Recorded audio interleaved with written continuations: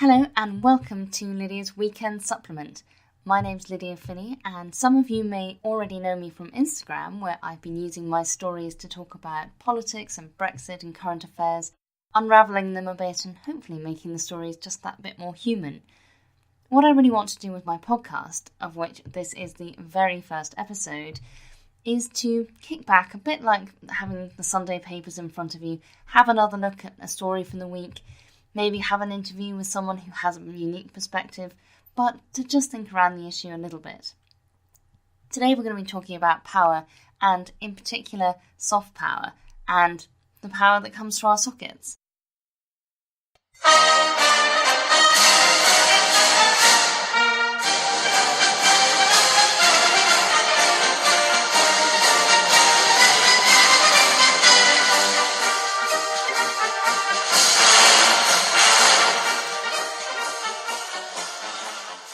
You've guessed it, the topic that I want to have another look at this week is Donald Trump's state visit to the United Kingdom as President of the United States.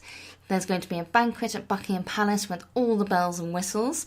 There's going to be meetings with Theresa May. There probably won't be an address to Parliament, but he will be attending a D-Day memorial event in Portsmouth, all designed to cement the ties that exist between Britain and America.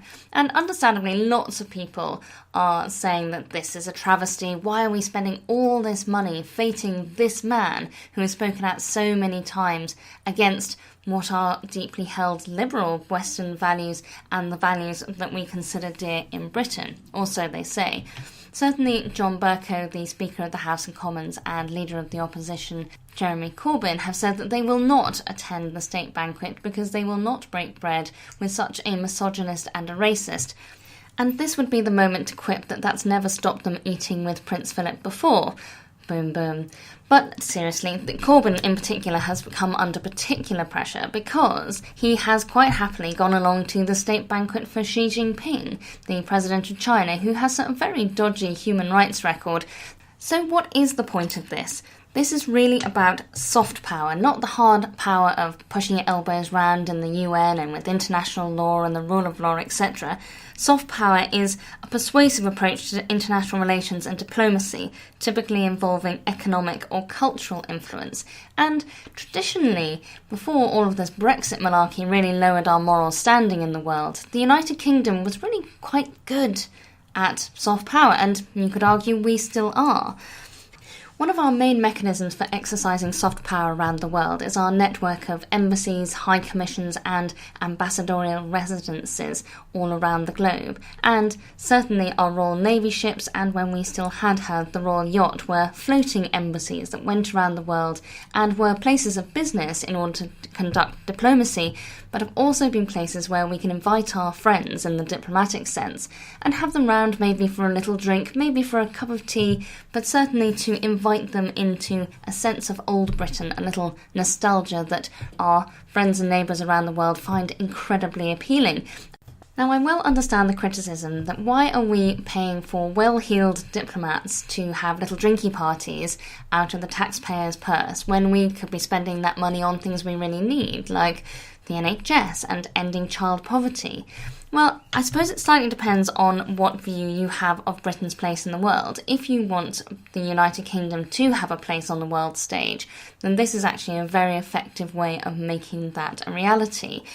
We're a tiny country, and in fact our resources are quite few, but in some ways we've always punched above our weight, and partly it's because of this soft power and creating spaces where we can have conversations with our counterparts in a way that isn't so formal, that allows the truth to be said and understandings to be gained.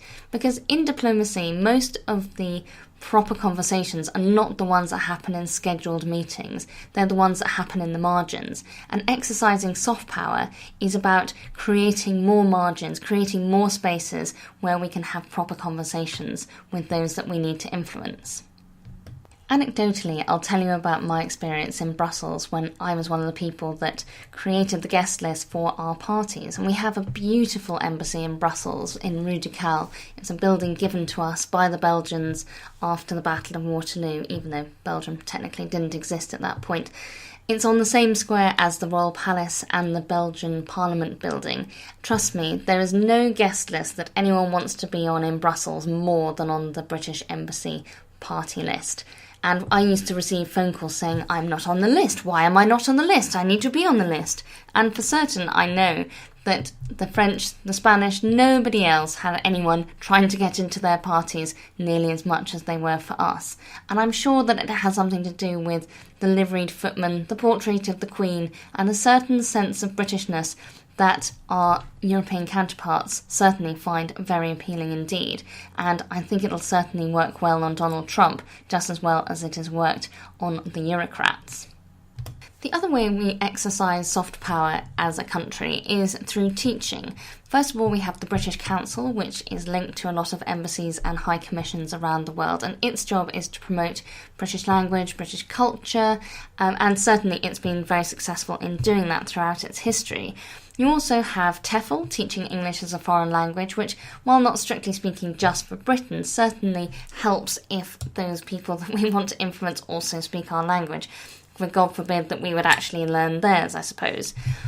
The other thing is British schools and universities, and lots have set up subsidiaries around the world, places like Singapore and Thailand. Certainly I saw a subsidiary of Chelsea Football Club when I was in Bangkok in January. So in all senses, British culture and British language is getting out there, and it really helps foster this feeling of connectedness to our counterparts around the world.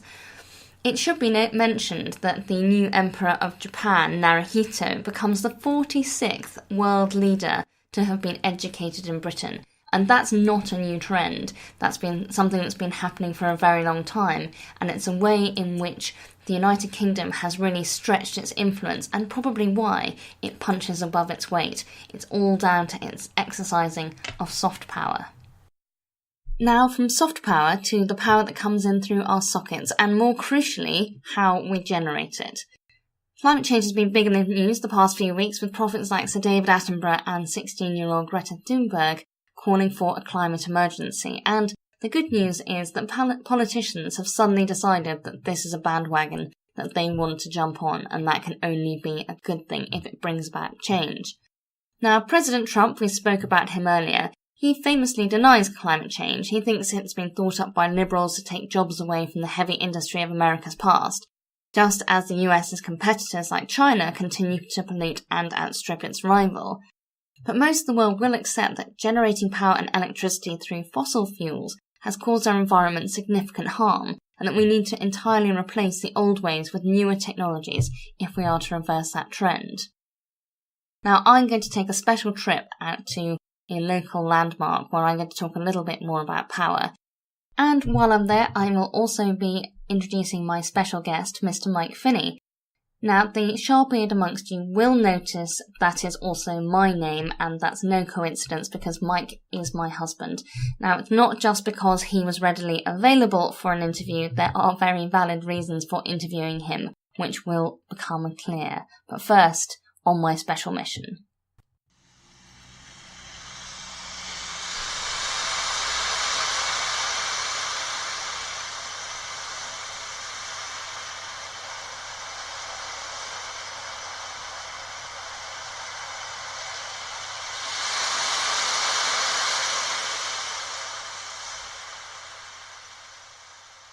I've come out to Orphan Nest Lighthouse, which today stands on the very edge of a huge shingle beach which has eroded around it, and this iconic beacon on Suffolk Coast stands close to falling into the sea. It was decommissioned by Trinity House in 2013, and my husband Mike and I are part of a small team of volunteers that promise to keep this lighthouse standing where she is as long as possible, taking it down brick by brick when we can no longer prevent the sea from taking her. Now, Orphan Nest Lighthouse is not the victim of climate change per se, but her demise is the result of environmental factors, when the technology in use when she was built has been taken over by the need to protect the environment that's around her. When the lighthouse was still in use, the lamp at the top that shone 12 nautical miles to sea sat in a huge bath of liquid elemental mercury, which allowed the 1-ton lens to swing round without friction. When the lighthouse was still manned, the lighthouse keepers used to dust the surface of the mercury, unaware of its intensely toxic nature. Trinity House, the body that oversees all the lighthouses in England and Wales, chose to shut down this lighthouse as the edge of Orford Ness, once far away when the lighthouse was built in 1792, came perilously close due to coastal erosion, which may or may not have been speeded up by the digging of deep water trenches to enable bigger and bigger container ships to enter the nearby port of Felixstowe. It was feared that the lighthouse would tumble into the sea and the mercury inside would poison the waters of this coast for decades. So they switched off the light, took all the toxic materials away, so that when the building fell into the sea, it would cause no harm. But other lighthouses have been moved back from the brink of the sea before, so why not Orford Ness? This was also to do with power and the environment. The lighthouse had been powered by a large mains cable that came underground from the mainland, under the River Orr. In 2012, that cable failed, and the lighthouse had to survive only on battery power. The cable could not be dug up and fixed because since that cable had been installed, Orford Ness itself, once a huge secret military testing site, had been designated as a site of special scientific interest, an internationally important site for conservation as the largest vegetated shingle spit in Europe. The shingle, the flora and the fauna must be protected as a result. No digging up the cable, and the lighthouse was doomed on both fronts. Orford Ness Lighthouse and Orford Ness itself also have a few more little stories to tell us about power, and now it's time to introduce my special guest, that Mr. Mike Finney. He's my fellow tour guide, and we're going to just go and have a little chat, he and I. Right, Mr. Finney, we're sitting in a curious little building beside the lighthouse itself. It looks rather like a chapel with a curved ceiling like the upturned hull of a boat, and a rather attractive round window at one end. There's also a distinctive but not unpleasant smell in here. So, Mike, where are we? We're actually in the oil store at Orford Ness Lighthouse, and in its day it would have had sperm whale oil in it, and that's the smell you can still lingers on in the building today. Because Orford Ness was actually at the cutting edge of lighthouse power technology. Yeah, it has been throughout its time. When it was built in 1792 and first operated in 1793, all the other lighthouses were burning candles, but Orford Ness Lighthouse went straight to oil. I will come back to Orford Ness later, but the reason I wanted to interview you particularly is because you have a reasonably unique perspective on power generation, in that you were a commander of a nuclear submarine, and by nuclear I mean that all Royal Naval submarines are now powered by a nuclear reactor. Yep. And you've always seemed really comfortable with nuclear power as safe and clean, and certainly trusted it enough to go to sea in a tin can, effectively, with all your ship's company for several months at a time with all this nuclear material on board, and indeed your cabin was just a few sheets of metal away from the reactor itself. I mean, how do you square that to those of us who probably see nuclear power as something dangerous, as something terrifying? One had great faith in the nuclear steam raising plant because it was well made, well designed, and operated by skilled operators who were well trained and were under almost continuous assessment. And to be quite honest, I was more concerned about fire on board rather than any problem with the nuclear plant. That was our major concern all the time, and we worked hard to make sure that didn't happen. And keeping water out of the people tank. Keeping water out of the people tank was always home in time for tea and medals. Absolutely. But the other relevant point from where we are now on Orford Ness, which was a military testing site, and famously some of the buildings here were locations for testing elements of the UK's nuclear arsenal. The difference between a nuclear bomb and nuclear power, they're the same thing, aren't they? No.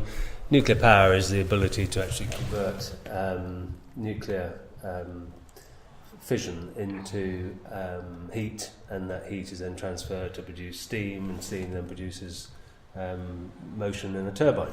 A nuclear weapon actually uses the amazing power available if you clash fissile material together, and nature doesn't like doing that, and therefore it releases a huge amount of energy. That's a nuclear weapon.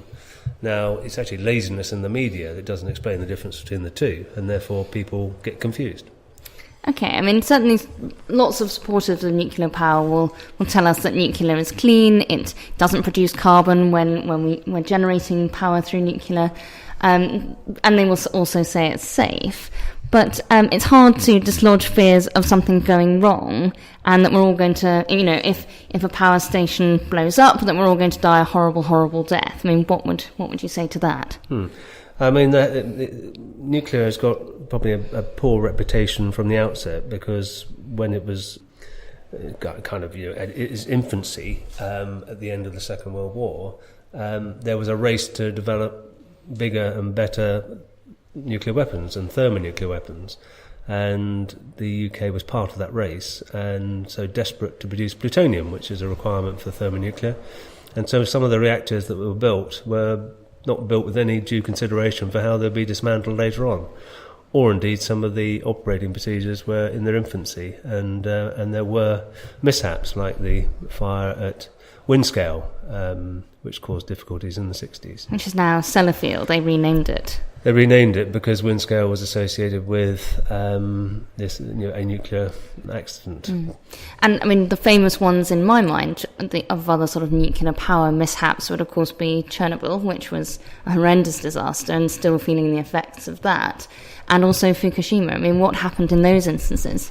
Well, Chernobyl was a plant which was operated outside its operating limits. They decided to do an experiment to see how hot they could get the reactor without cooling, which is never a good idea, and the consequences were dire. Fukushima was actually a poor design of nuclear reactor, and the outcome of that was not desirable at all either. But the reactors that we have around this country are all designed at a very high specification. People are trained at a very high spec, and so they are assured.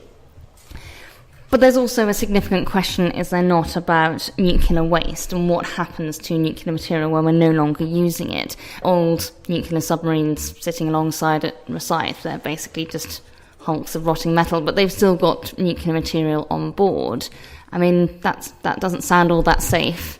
Well, the submarines are inherently safe, and in fact, HMS Dreadnought, which was our first nuclear submarine and was laid up in 1980, so that's getting on for 40 years ago, is actually less radioactive now than it was when it was laid up, because of decay, and any radiated material has a half-life, and so it's actually getting safer the longer it sits there. So a bit like batteries, that your battery's fully charged and then over a while it sort of depletes. Is that the same sort of thing? Yeah, more or less. It's a reasonable analogy. So from where we're sitting in the oil store outside Orford Ness Lighthouse, if I go outside this building, I can look up and see the containment dome of Suffolk's nuclear power station, Sizewell B. And if I look out to sea, I can see a huge, huge bank of wind turbines in every direction. Now, despite what you said, I mean, you and the pro-nuclear lobby would say, well, there's lots to be safe about nuclear, but we need to actually dump nuclear and just go with the wind turbines and the solar farms. Yeah, well, today is a relatively windy day, and I'm looking at the wind farms and I can see that they are clearly rotating and therefore generating electricity. I know for a fact that Sizewell B is on load as well. When the wind drops, Sizewell B will continue to operate, but the wind farm will not be generating any electricity. And of course, Sizewell B will be out of action in years' time or whatever for refuelling. So there has to be a balance across the power sources to ensure that the national grid can remain energised and you can still boil your kettle no matter what time of day, whether the wind's blowing or the sun's shining.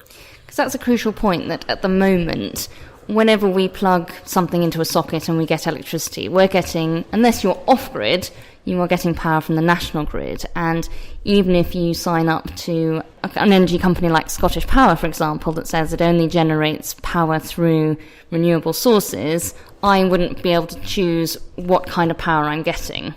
Yeah, nothing distinguishes the amps coming out of your sockets from being generated by wind power, by solar, by wood burning at Drax, by nuclear, or whatever. No, it all goes into a common grid. What do you think that the answer is? We're all keen to do what's right for the planet. So I've talked about Ness Lighthouse itself. Its current consequences are partly to do with environmental factors beyond its control, and we all want to make the right decisions for the future. What do you think that would be? Well, I think we've got to strike a balance, and we've got to, as long as everybody wants assured electricity, then you've got to have an assured generation, and we haven't got that yet with wind or solar. And indeed, some of the coldest days of the year, the sun doesn't shine, the wind doesn't blow, and therefore nuclear is an essential part of the backup, if you like. What concerns me more is that actually we're looking upon this as kind of a UK only problem, and as you and I have just come back from Vietnam and seen huge coal-fired power stations out there, so I think there needs to be a worldwide solution and application to bring us out of climate change. Mr. Mike Finney there, my husband, the Matelot. One thing we didn't talk about on tape was the politics of nuclear power and why so many political parties are so anti it. It's probably not that surprising that the Green Party are against it. However, given all the things we just talked about, you do wonder what the basis for their particular view is. Equally, the SNP isn't that sure about it either. They've said that they wouldn't take away the nuclear plants that are in Scotland at the moment, but they certainly don't intend to renew them. The other important case is Germany, which, until quite recently, got about a quarter of its energy from nuclear power. Then a coalition government in the late 90s said it was going to phase out nuclear power, and then about 10 years ago then said, nope, that's it, and they shut down all of the power plants that they had within their borders. However, in the same way that the United Kingdom relies on a national grid, so Germany and the rest of Europe have a shared power supply to some extent. And it means that Germany is more reliant on getting excess or extra electricity from France and also getting gas from Russia. And that raises a lot of potential problems about how we stand up to political bullies like Russia when we also need things from them like gas. I think we're only just touching on the surface of this topic of power in a political sense, in a climate sense, in the way that we generate power and how we use our environment. But on this occasion, I think we'll leave it for another time. Thanks so much for listening. My name's Lydia Finney, and this was Lydia's Weekend Supplement.